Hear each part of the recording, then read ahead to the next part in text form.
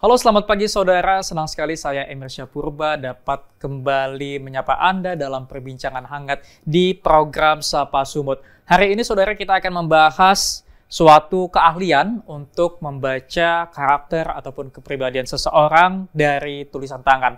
Nah, untuk mengetahui hal ini sudah bersama saya seorang analisis tulisan tangan atau grafolog, Winnie Asriani Zebua.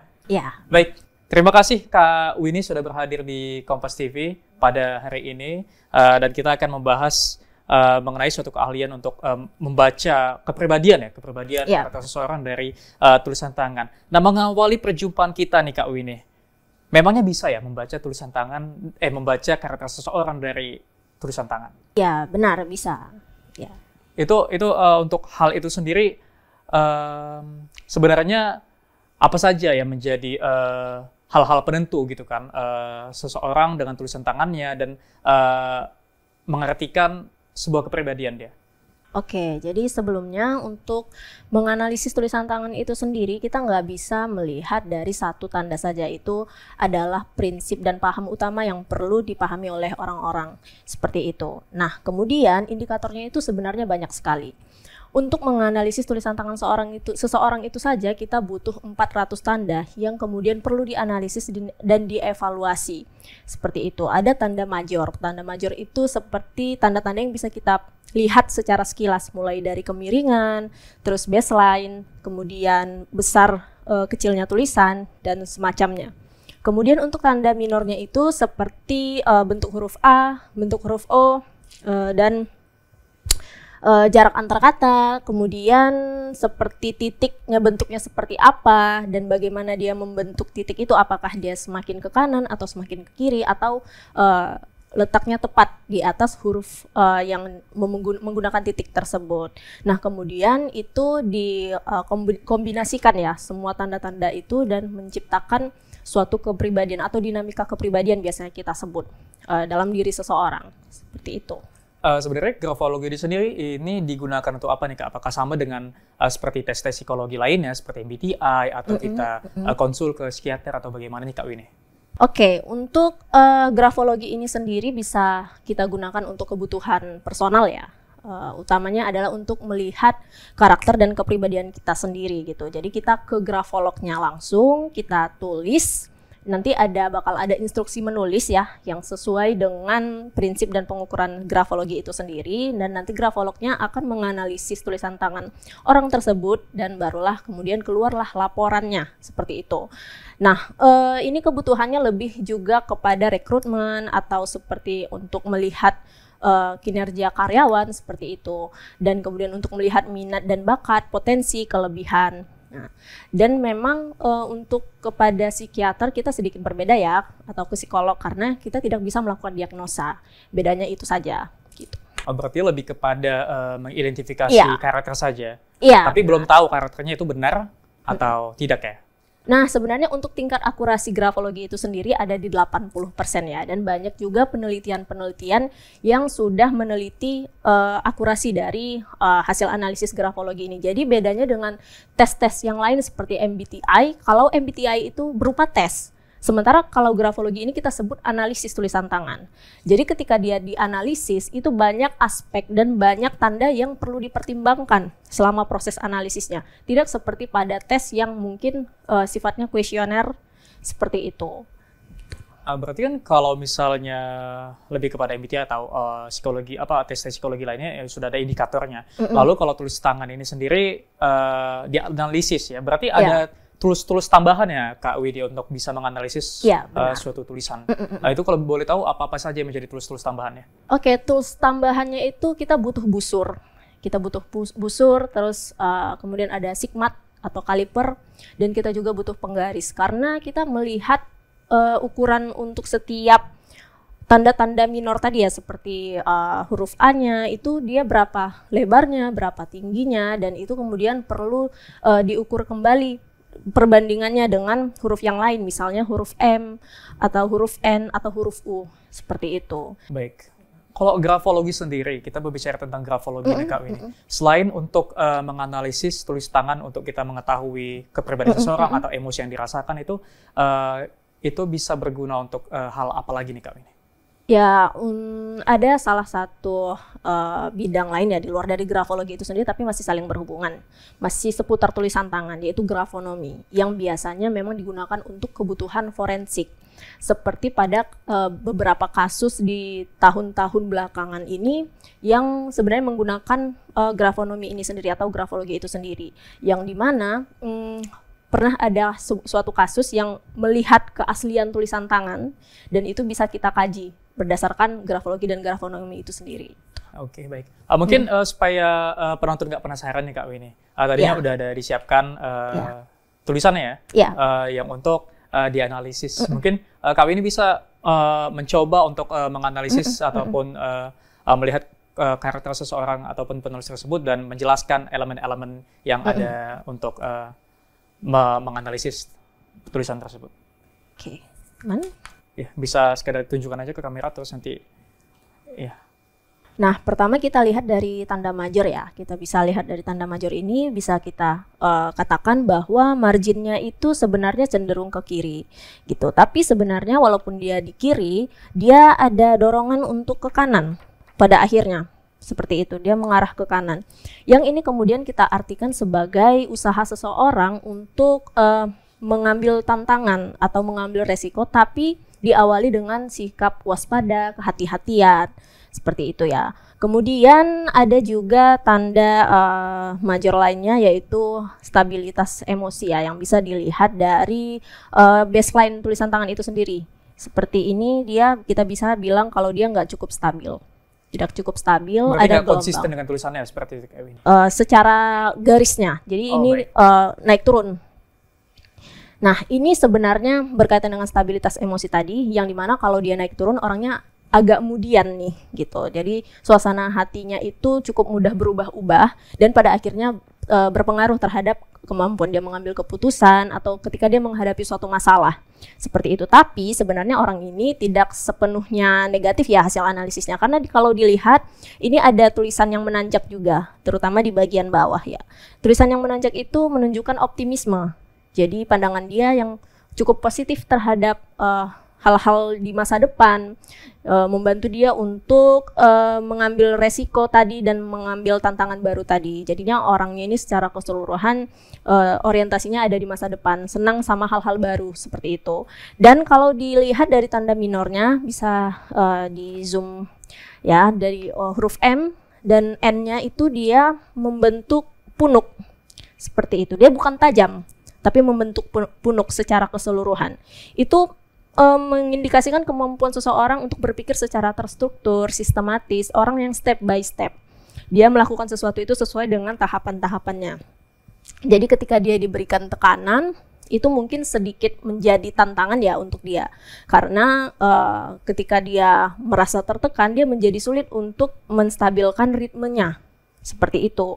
Kemudian kita bisa bilang juga ini kemiringannya tidak stabil lagi ya, kemiringan ke arah kanan, ada yang tegak, ada yang ke kiri, dan ini juga kembali berkaitan dengan bagaimana dia merespon suasana hatinya, emosinya, seperti itu, yang dimana jika dibandingkan dengan tulisan tangannya di halaman selanjutnya, ini sebenarnya dominan ke kanan. Jadi pada dasarnya ini orang cukup responsif secara emosional, alias dia banyak menggunakan perasaannya dalam menyikapi sesuatu. Tapi di awal-awal bisa jadi dia butuh yang namanya adaptasi terlebih dahulu, pengendaliannya cukup baik, walaupun pada akhirnya mungkin impulsif dan sedikit spontan.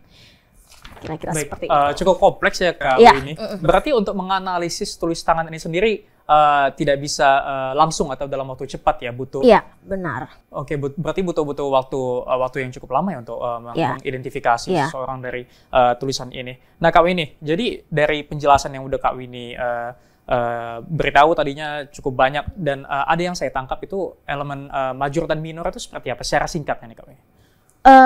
Intinya sih yang major itu yang bisa kita lihat secara sekilas. Ini yang biasanya disebut orang itu jadi seperti penilaian yang subjektif ya. Karena orang hanya melihat dari misalnya kemiringan ke kanan berarti orangnya responsif, kalau ke kiri berarti menarik diri secara emosional. Padahal perlu dilihat lagi tanda minornya. Misalnya mungkin huruf G atau Y-nya itu menunjukkan kalau dia orang yang selektif, seperti itu secara sosial. Berarti walaupun dia punya kemiringan tulisan ke kanan, tetapi ketika ada tanda minor itu tadi, artinya dia cukup terbatas juga nih membangun perasaannya, menunjukkan emosinya, seperti itu.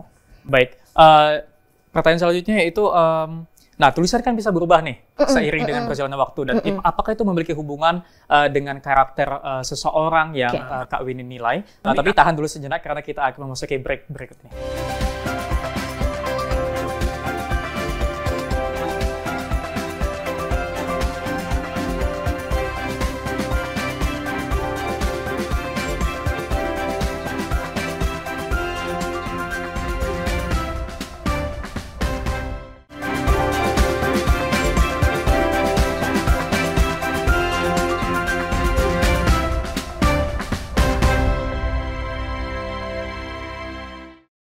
Kembali lagi bersama saya Emresya Purba dalam program Sapa Sumut. Nah Kak Winnie, seiring berjalannya waktu itu kan orang bisa berubah-berubah nih bentuk tulisannya ataupun jarak spasi di tulisannya. Lalu apakah itu ada hubungannya dengan perubahan dia dengan sifat atau karakter dia itu bagaimana tuh Kak Winnie? Oke, jadi sebelumnya beberapa penelitian pun mengatakan bahwa kepribadian seseorang itu sangat wajar dan mungkin akan berubah seiring berjalannya waktu. Dan perubahan ini pun didasari oleh pengalaman, perubahan keadaan dari orang itu tersebut, atau lingkungannya, misalnya pertemanan, keluarga, dan sebagainya. Jadi sangat mungkin untuk seseorang berubah seperti itu ya. Dan dari perubahan itu sendiri yang kemudian membawa kepada perubahan tulisan tangan itu sendiri. Jadi kalau ada yang bilang bahwa ketika kita mengubah tulisan tangan kita itu berarti mengubah kepribadian, sebenarnya ini adalah paham yang salah. Karena kita yang memproses tulisan tangan itu, dan itu didasari oleh apa yang ada di dalam diri kita. Jadi ketika seseorang dari masa kanak-kanak, remaja, kemudian dia dewasa, dan itu ada perubahan, itu sangat wajar dan sangat mungkin merepresentasikan kepribadian yang berbeda pula gitu. Nah, seperti kalau semisalnya kita anak-anak kecil nih, anak-anak kecil kan tulisannya jauh lebih berantakan. Betul. Jauh lebih berantakan, malah tidak bisa dibaca. Nah, itu aja adalah salah satu indikator dari kerapian itu sendiri ya. Indikator untuk manajemen dan kemampuan organisir seseorang. Dan stabilitas emosi tadi, kalau tadi kita sempat berbicara tentang baseline yang bergelombang, anak-anak kan punya baseline itu suka bergelombang. Itu berarti kan stabilitas emosinya masih belum matang. Yang artinya dia masih segala sesuatunya berdasarkan egonya, emosinya semata. Seperti itu. Kira-kira Oke, baik.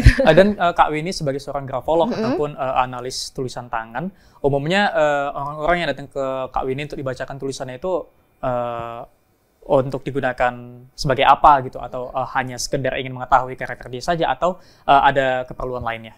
Oke, secara umum biasanya untuk mengetahui kepribadiannya, untuk mengetahui kemampuan dan potensinya di mana, dan untuk meningkatkan kinerja dia. Karena sebagian orang itu yang datang kepada grafolog pada akhirnya ingin melihat bakat atau hal-hal yang bisa dia maksimalkan.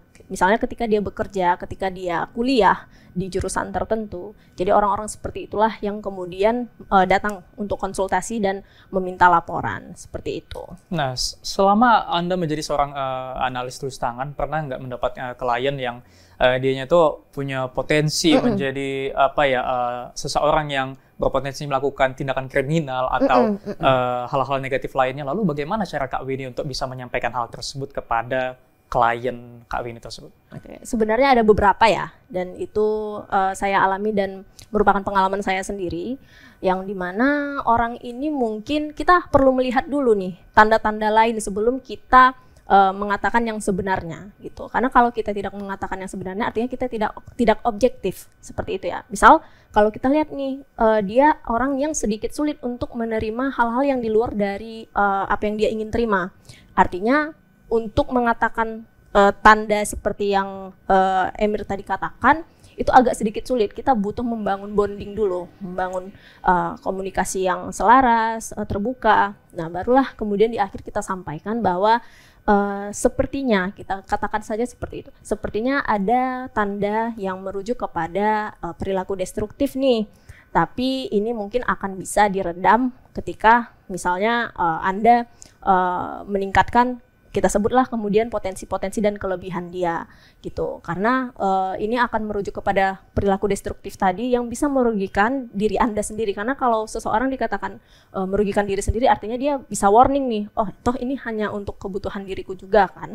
Nah kemudian kita sampaikan seperti itu, kita berikan juga solusi yang sekiranya cukup empatik ya, tidak judgmental seperti itu. Baik, selama menjadi seorang analis juga pernah tidak apa yang kita analisis itu cenderung keliru nih Kak Winnie?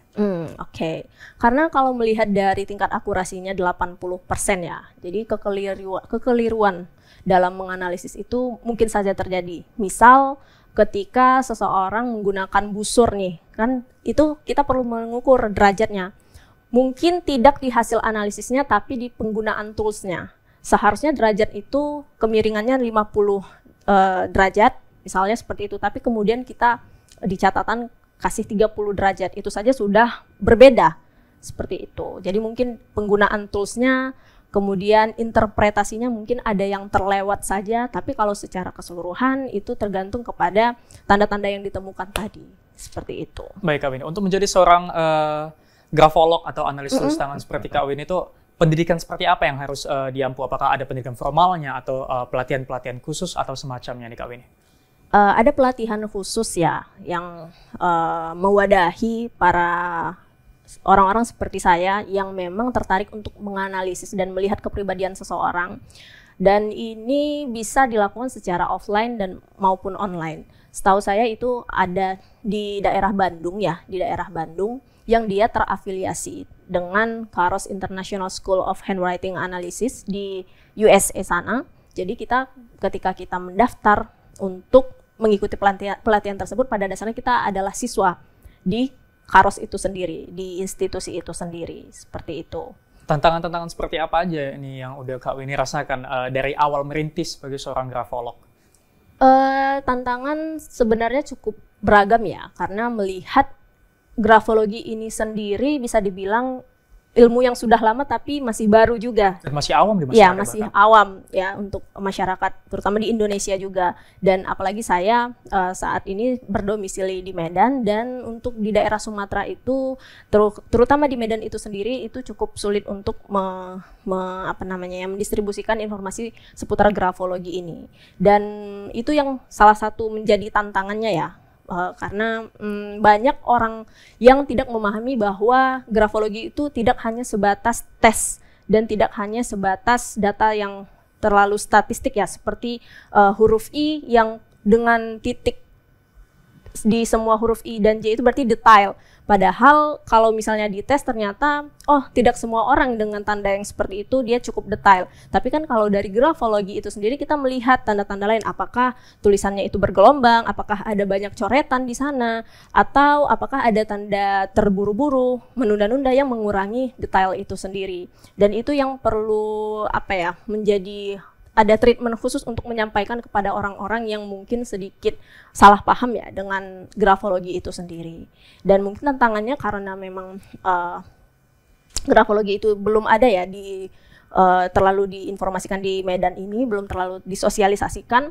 Kebanyakan klien itu berasal dari daerah Jawa, yang mana kemudian tulisan tangannya itu harus kita terima lewat via online. Baik. Ya, via online. Yang itu sendirinya pun mungkin ketika difoto, ketika di scan itu mengurangi marginnya gitu, tepi kertasnya, yang mungkin pada akhirnya mengurangi kemampuan kita, membatasi kemampuan kita untuk menganalisis gitu ya, karena sedikit saja 0,3 mm aja itu udah berbeda hasil analisisnya. Seperti itu sih tantangannya. Baik, melihat grafologi ini masih cukup asing di masyarakat awam nih Kak Winnie. Lalu langkah-langkah apa saja yang udah Kak Winnie lakukan untuk bisa mensosialisasikan bahwasannya ada loh ilmu yang bisa melihat karakter seseorang dari tulis tangan? Oke, baik. Sebenarnya saya cukup aktif ya dari sosial media. Jadi saya memiliki platform sendiri untuk mempromosikan grafologi ini sendiri dari sosial media seperti Instagram, TikTok, dan kemudian Facebook, YouTube, seperti itu. Nah, kemudian selain dari platform yang saya kembangkan tersebut, saya juga mengembangkan ya kemampuan saya untuk menginformasikan grafologi ini sendiri lewat akun sosial media saya yang pribadi, di mana juga kita sudah mengikuti beberapa pelatihan training, terutama ke perusahaan-perusahaan swasta atau juga beberapa program-program seperti duta pelajar, duta muda dan sebagainya gitu. Kita sosialisasikan mulai dari sana. Baik, menjadi seorang grafologi dan sudah cukup banyak klien ya Kak Winnie. Lalu pernah tidak dapat tantangan yang luar biasa dari seorang klien yang mungkin dia nggak terima dengan hasil analisis yang udah Kak Winnie buat? Oke, baik. Ada salah satu klien yang pernah saya temui ya secara online sebenarnya di tahun 2023 kalau tidak salah. Dan dia tujuan utamanya untuk melakukan analisis grafologi itu dia sudah punya asumsi di awal bahwa ini tuh akan salah seperti itu. Nah, ternyata perilakunya yang seperti itu sebenarnya sudah saya baca ketika saya melihat tulisan tangannya, yang artinya oh ini berarti ketika saya mencoba menyampaikan segala sesuatu yang berdasarkan objektivitas saya sebagai analis, itu mungkin akan sulit untuk dia terima dan mungkin dia ada kecenderungan untuk menyanggah karena ada tanda argumentatif. Apalagi memang dari bagaimana cara dia berkomunikasi selama sesi konsultasi, itu dia seperti menolak dan mencoba untuk mencari celah di mana dia menemukan kesalahan dari hasil analisis grafologi itu sendiri. Walaupun pada akhirnya dia mengakui gitu. Jadi dia mungkin mencoba untuk tes ya, untuk mengetes bagaimana grafolog itu pada akhirnya mengklarifikasi, mengkonfirmasi apa yang dia pikirkan benar salahnya seperti itu. Baik, lalu yang menjadi keunggulan dari grafologi ini dibandingkan mungkin tes-tes yang lain mungkin ya, seperti MTI atau untuk membaca karakter seseorang lainnya, itu apakah ada kelebihan tersendiri dari grafologi ini? Oke, kita katakanlah kita bandingkan dengan MBTI sendiri yang dia hanya dikelompokkan ke dalam 16 ya, 16. Jadi extrovert atau introvert gitu ya. Sementara kalau dalam grafologi ini kita tidak punya istilah extrovert atau introvert. Karena seseorang mungkin bisa saja terlihat ceria, terlihat sangat senang bersosialisasi di luar, tapi nyatanya di belakang dia ada menarik diri dan sebagainya seperti itu. Dan itu yang menjadi keunggulan dari grafologi itu sendiri karena banyak aspek yang dibahas dan semua orang itu memiliki dinamikanya yang berbeda-beda, tidak bisa dikelompokkan hanya ke dalam 16 kepribadian itu seperti yang di MBTI itu tadi. Nah, kemudian di grafologi ini sendiri mungkin saya belum pernah menemukan ya, saya pribadi tes integritas, kejujuran gitu di tes-tes lainnya, tapi di grafologi kita punya tes integritas itu sendiri. Gitu. Baik, untuk menjadi grafologi tadi seorang grafolog banyak pelatihan-pelatihan yang udah tersedia yang bisa diikuti. Lalu apa yang menjadi pesan-pesan dari Kak Winnie, barangkali ada penonton di rumah yang ingin menjadi seorang grafolog seperti Kak Winnie ini? Nah, untuk teman-teman yang memang ingin mengikuti jejak ya, ingin menjadi seorang grafolog, mungkin di awal bisa mencari pelatihan atau sertifikasi yang tentunya bukan abal-abal ya, karena banyak juga program-program yang menawarkan pelatihan atau sertifikasi yang sebenarnya itu hanya dilakukan 1 hari 2 hari saja. Karena yang sesungguhnya terjadi itu di lapangan itu, grafolog itu tidak hanya sekedar 1 minggu belajar, 2 minggu belajar, melainkan proses yang tidak pernah berakhir pada akhirnya. Karena kita butuh berbulan-bulan untuk yang namanya belajar itu sendiri, dan kemudian butuh 3 bulan untuk menyelesaikan ujiannya, dan pada akhirnya kita ujian, dan ujian itu pun tidak sebatas ujian kemudian diterima, tidak, karena harus ada dievaluasi dulu, dan kemudian setelah dievaluasi ketika sudah terkonfirmasi sudah aman, semuanya sudah oke, baru kita bisa mendapatkan sertifikasi atau gelar sebagai Certified Handwriting Analysis. Itu, dan pelatihannya boleh disebutkan? Mungkin di mana lokasinya? Di mana bisa lokasinya? Lokasinya ada di Bandung ya. Ya di Bandung. Bisa dicari.